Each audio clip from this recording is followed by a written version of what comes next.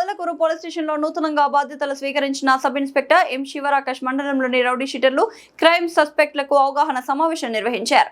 ఈ సందర్భంగా ఆయన మాట్లాడుతూ గంజాయి, డ్రగ్స్ తదితర మత్తు పదార్థాల వినియోగం వల్ల కలిగే దుష్పరిణామాలపై వివరించారు. అలాగే గంజాయి సేవించారో లేదో తక్కువ సమయంలోనే గుర్తించేందుకు ఉపయోగించే బయోచెక్ డ్రగ్ టెస్టింగ్ కిట్ల గురించి అవగాహన కల్పించారు. చట్ట వ్యతిరేక కార్యకలాపాలు, మత్తు పదార్థాల వినియోగం లేదా ప్రజలకు ఇబ్బందులు కలిగించే చర్యలకు పాల్పడితే కఠిన చర్యలు తీసుకుంటామని ఎస్ఐ శివరాకేష్ హెచ్చరించారు. మత్తు పదార్థాల నిర్మూలనకు పోలీసులు కట్టుదిట్టమైన చర్యలు తీసుకుంటున్నారని తెలిపారు. ప్రజలు కూడా పోలీసులకు సహకరించాలని కోరారు. ఈ కార్యక్రమంలో రౌడీ షీటర్లు, పోలీస్ సిబ్బంది తదితరులు పాల్గొన్నారు.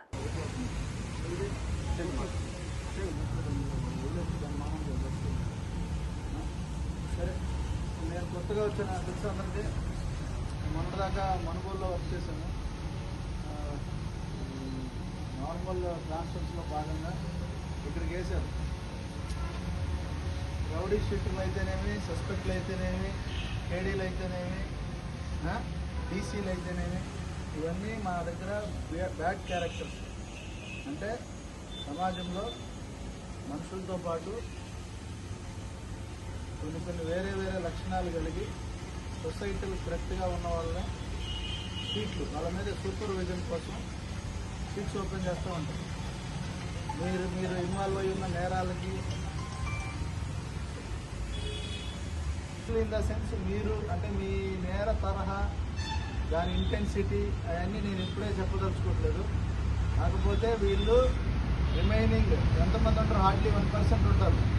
99% ప్రశాంతంగా జీవించే వాళ్ళకి వీళ్ళు ఏదైనా ఆటంకం కలిగిస్తారేమో, ఇబ్బంది కలిగిస్తారేమో, పబ్లిక్ పీస్ అండ్ ట్రాంక్విలిటీకి విఘాతం కలిగిస్తారేమో అన్న ఉద్దేశంతో వీళ్ళ మీద నిత్యం వాచ్ ఉండాలి. ప్రాపర్టీ అఫెండర్స్ మీద ఎందుకు వాచ్? వాడు మూమెంట్ కనుక్కుంటూ ఉండాలి. ఫర్దర్గా ఎటువంటి ప్రాపర్టీ అఫెన్స్, ఆస్తి సంబంధిత నేరాలు జరగకుండా ఉండటానికి వాడి మీద నిఘా ఉంచుతాం. రౌడీ షీటర్ మీద, ఒక పోక్సో అఫెండర్ మీద ఎందుకు నిఘా ఉంచాలి?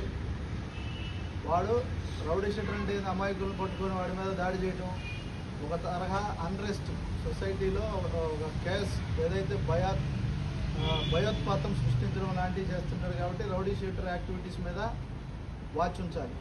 అట్లాగే ఈ మధ్య కొత్తగా మనకు ఓపెన్ చేశారు SOS, sexual offender sheets. Especially minors మీద ఎవరైతే లైంగిక దాడులు చేస్తూ ఉన్నారో 18 సంవత్సరాల లోపు మనకి నేరాలను డీల్ చేయడానికి పోక్సో చట్టం ఉంది. Very powerful act. Burden of proof అనేది అక్యూజ్డ్ మీదే ఉంటుంది.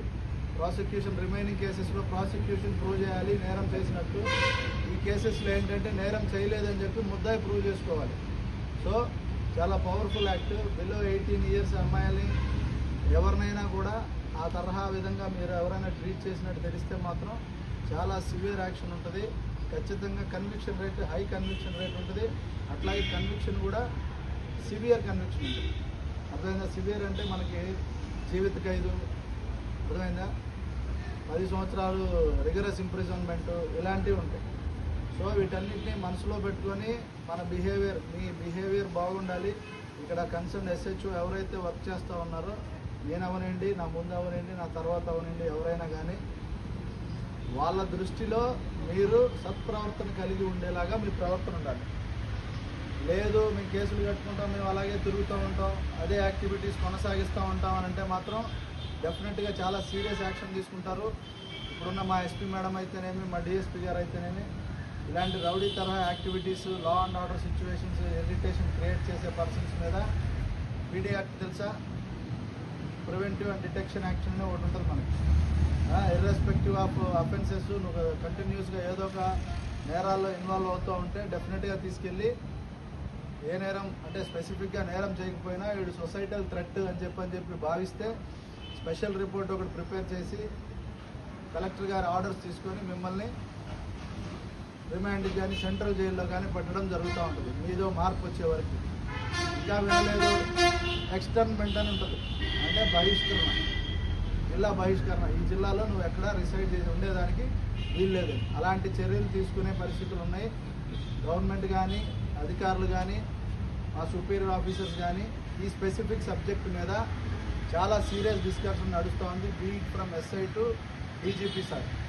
అదైతే రౌడీ వ్యవహారాలు మాత్రం ఎట్టి పరిస్థితుల్లో ఉపేక్షించడం జరగదు. వాళ్ళ మీద ఏ పదాలన్నా వాడుకోవచ్చు. మీరు ఉక్కుపాదం మోపుతారని అనుకోవచ్చు, కఠినమైన చర్యలు తీసుకుంటారనుకోవచ్చు, లేదంటే పీడీ యాక్ట్లు ఇట్లాంటి పెద్ద పెద్ద చట్టాలు ప్రయోగిస్తారని అనుకోవచ్చు. ఏ పదాలైనా వాడుకోవచ్చు. మరి డెఫినెట్గా మాత్రం అది మాత్రం కంటైన్ చేసే పరిస్థితి అయితే ఉంటుంది. మీరు పొరపాటును కూడా మిగతా పబ్లిక్ సంగతి డీల్ చేసే విధం ఒకటి ఉంటుంది. వాళ్ళు కేసెస్లో ఇన్వాల్వ్ అయితే, ఎస్పెషల్లీ బ్యాడ్ క్యారెక్టర్స్ ఎవరైతే ఉన్నారో వాళ్ళు కానీ ఏదైనా అఫెన్స్లో కానీ ఇన్వాల్వ్ అయి ఉంటే మాత్రం పనిష్మెంట్ డబుల్ పనిష్మెంట్ ఉంటుంది. అర్థమైందా? ఇది మనసులో పెట్టుకోవాలి. మీ ప్రవర్తన నిత్యం మీరు పోలీస్ మా వాళ్ళు మీ మీద వాచ్ ఉంటుంది. మీకు ఏదైనా సబ్జెక్ట్స్ మీకు సంబంధించిన వ్యవహారాలు అలాంటి సందర్భాలు కానీ అనిపిస్తే మా దృష్టికి తీసుకొస్తే దానికి సంబంధించి ఏం చేయాలి, ఎలా చేయాలి అనేది ఫర్దర్గా పై ఆఫీసర్స్ దృష్టి పెట్టుకొని నిర్ణయం తీసుకోవడం జరుగుతుంది. ఇంకోటి ఈ ఆబ్సెంటీస్ ఎవరైతే ఉన్నారో వాళ్ళు డెఫినెట్గా రావాలి. రౌడీ అనేవాళ్ళు ఆదివారం వితౌట్ మా స్టాఫ్ మా నోటీస్లో లేకుండా ఆబ్సెంట్ అయ్యేదానికి వీలు లేదు. మీరు ఎక్కడికన్నా వెళ్ళనివ్వండి, మీ దగ్గర నుంచి ఒక రిప్రజెంటేషన్ రాసి ఇవ్వాలా, ఫలానా పని మీద ఫలానా ఊరు వెళ్తూ ఉన్నాం సార్, ఇన్ని రోజులు ఫలానా వర్క్ చేసుకోవడానికి, అది చూసుకొని వస్తాం ఇంతకాలానికి అని చెప్పానంటే అదే విషయాలు అధికారులకు తెలియపరిచి పని మీద వెళ్ళి అది వాస్తవం కాదు మేము వెరిఫై చేసుకొని అక్కడ ఉన్న వాళ్ళకి ఈ తరహా యాక్టివిటీస్ ఇన్ఫామ్ చేసి ఇంత వాచ్ నడుస్తూ ఉంటుంది. సో మీరు దాన్ని డెఫినెట్గా సీరియస్గా తీసుకోవాలి. నేను చెప్పే విషయాలు అర్థమవుతుందా? అన్నెసరీగా కొట్లాటల్లో మాత్రం పెట్టారు అని అంటే మాత్రం ఎఫెక్ట్స్ మాకు కూడా ఇబ్బందికరమైన పరిస్థితులు నడుస్తూ ఉన్నాయి. అట్ ద సేమ్ టైం మీ మీద మాత్రం మరి ఏమాత్రం 1% కూడా ఉపేక్షించి క్షమించే తరహా వ్యవహారాలు పనిష్మెంట్లు అయితే ఉండవు. చాలా సివియర్ యాక్షన్ తీసుకోవడం జరుగుతుంది. అర్థమైందా?